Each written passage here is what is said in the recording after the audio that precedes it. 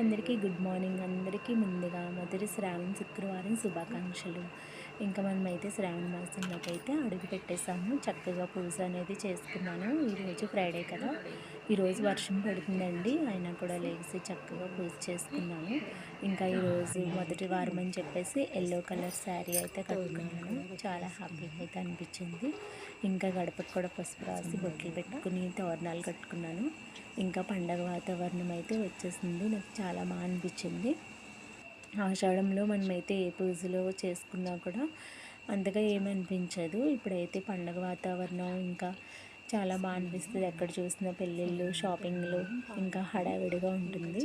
ఈరోజు అమ్మకైతే పరమాన్నం వండాను, ఇంకా శనగలు పెట్టాను, పానకం వడపప్పు చల్లడానికి పెట్టుకుని పూజ చాలా బాగా చేసుకున్నాను. చాలా ప్రశాంతంగా అయితే అనిపించింది.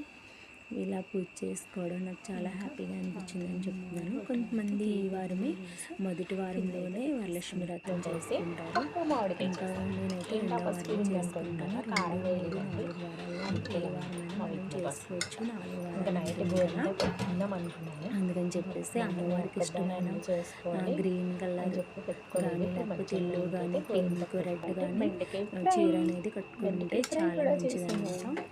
ఇంకా కొంతమంది ఈరోజు వెల్లుల్లి వారం కదా అనేది నాన్ వెజ్ అనేది తినను. నేనైతే ఫ్రైడే రోజు తిన్నాను కదా. ఇదిగోండి నా దగ్గర ఉన్న పాస్పోర్ట్ అనుకుని ఎంత పెట్టుకున్నాను. ఇంకా రేపైతే కొంతమంది శ్రావణ మాసం